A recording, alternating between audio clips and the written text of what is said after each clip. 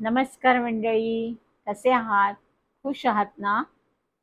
समाधानी राहा, म्हणजे आपोआप खुश राहाल आणि खुश राहिलात तर आनंदात आयुष्य जगाल. संतकथा मालिकेमध्ये मागच्या भागामध्ये आपण मीराबाई बद्दल ऐकलं होतं, चारित्र्याबद्दल. तर मीराबाईच्या चारित्र्याचं शेवट, मीराबाईंचा जो शेवट आहे तो त्या मूर्तीमध्ये त्या लुप्त झाल्या आणि त्यांचा जो मृत्यू आहे त्याचा उल्लेख नाही आहे, फक्त त्या मूर्तीमध्ये विलीन झाले शेवटी असं सांगितलं जातं. तर मंडळी, इतक्या संतकथा मी आतापर्यंत सांगितल्या. त्यामध्ये गुरु नानक यांचं देखील पार्थिव हे सापडलंच नाही. त्या ठिकाणी फक्त फुलं सापडली आणि मग त्या फुलांवरच अंत्यसंस्कार करण्यात आले. संत जगन्नाथदासांबद्दल देखील असं म्हटलं जातं की आपोआप दरवाजे बंद झाले जगन्नाथपुरी मंदिराचे आणि जगन्नाथदास हे त्या मूर्तीमध्ये, जगन्नाथाच्या मूर्तीमध्ये विलुप्त झाले. त्याचबरोबर तुकाराम महाराजांबद्दल सुद्धा असं म्हटलं जातं की त्यांना गरुडावर बसून ते प्रत्यक्ष भगवान विष्णू घ्यायला आले होते. म्हणजे काही संतांच्या बाबतीमध्ये असं दिसतंय की त्यांचं जे नश्वर जे शरीर आहे ते लुप्त झालं, त्याचा मागमूस किंवा काही त्याच्यावरती संस्कार करण्याकरता लोकांना उरलं नाही. कदाचित ते इतके निर्मोह आणि वरच्या पदाला पोचलेले संत असावेत की त्यांना मोह माया, इतर लोकांचा आपल्याला काही हात लागावा किंवा शेवटी सुद्धा काही करावं असं त्यांना वाटलं नसावं, की परमेश्वराने बरोबर त्यांना तसं स्वीकारलं. असा जे उल्लेख दिसतात हे त्यामधनं असावेत असं वाटतंय. अर्थात त्या महान संत व्यक्तींच्या बद्दल टीका करण्या इतकी कुठलीच जवळपास अंशगत सुद्धा योग्यता माझ्यामध्ये नाही, तरी पण की त्यांचा महानपणा हा मान्य केला पाहिजे. त्यांना प्रणाम करते मी. आणि आज आपण बिहारचे एक महान संत आहेत दरिया यांच्याबद्दलची माहिती घेणार आहोत. त्यांना बिहार प्रांताचा कबीर असं म्हणतात, असं म्हटलं जातं. प्रख्यात निर्गुणी संत ते होते.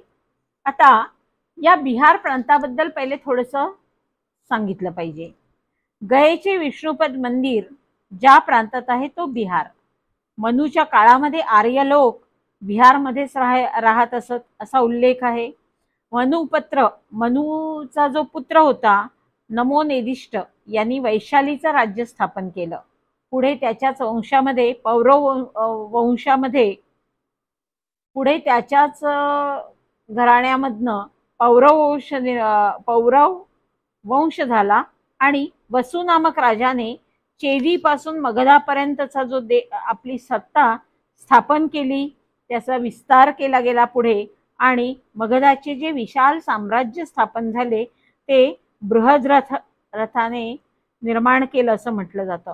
तोच आजचा बहुतांश बिहार प्रांत. यात मिथिला नगरीचा समावेश असल्याने रामायण कालापासून बिहारची भूमी अत्यंत प्रसिद्ध आहे. गयेचे विष्णुपद मंदिर, बैद्यनाथ धामाचे शिव मंदिर, सोनपूर येथे हरिहर मंदिर ही बिहारचा गौरव सांगणारी तीर्थक्षेत्र बिहारमध्ये आहेत. तरी देखील सगुण परंपरेतला एकही संत बिहारचा नाही, पण निर्गुण परंपरेतील दरियादास हा मात्र बिहारचा संत कबीर म्हणून ओळखला जातो. आता त्यांच्याबद्दल असं दरियादासांबद्दल असं सांगितलं जातं की त्यांचे जे वडील आहे त्यांनी धर्म बदलून, म्हणजे ते पहिले हिंदू होते, त्यांनी मग मुसलमान धर्म स्वीकारला आणि त्यांचं जे नाव होतं पीरनशाह असं नाव त्यांनी धारण केलं मुसलमान झाल्यानंतरचं.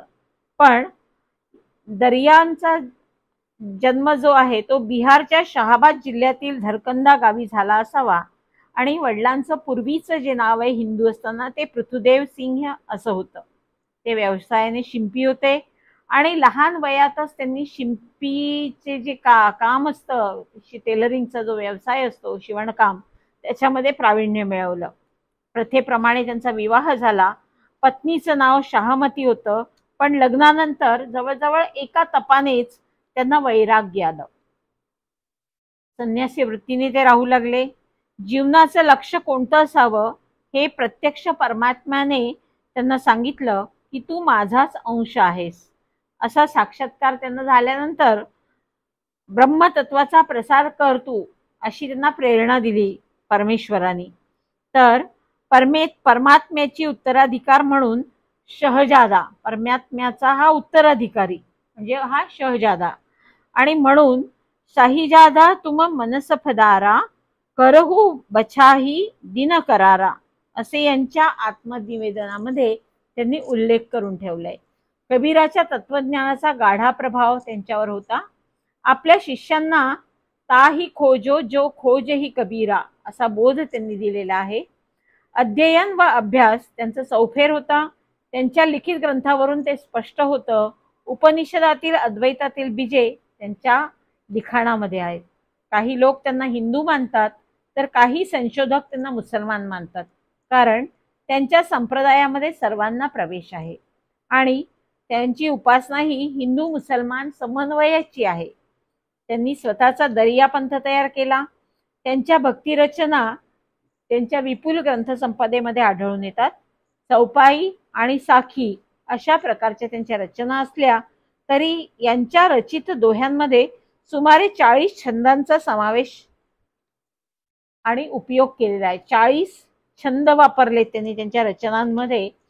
दर्यासागर, ज्ञानरथ, ज्ञानसूर्योदय हे काही प्रमुख ग्रंथ आणि याच्याबरोबर अनेक ग्रंथ त्यांनी लेखन केले. बिहारमधील संतांमध्ये यांचं स्थान अत्युच्च आहे. यांची प्रमुख गादी धरकंदा म्हणजे शहाबाद, बिहारच्या शहाबाद इथे आहे. त्यांच्या शाखा अनेक ठिकाणी आहेत. बाह्य अवडंबर आणि मूर्तीपूजा या दोन्ही त्यांना मान्य नाहीत. अंतःशुद्धीला आणि ज्ञानाला आणि ध्यान स्मरणाला त्यांनी विशेष महत्व दिलंय.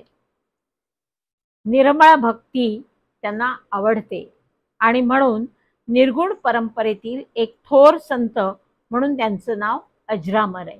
अशा या संत पुरुषाला मी नमस्कार करते आणि आजचा भाग इथेच थांबवते. पुन्हा भेटूया अशीच एक संत कथा घेऊन. तोपर्यंत आज्ञा असावी.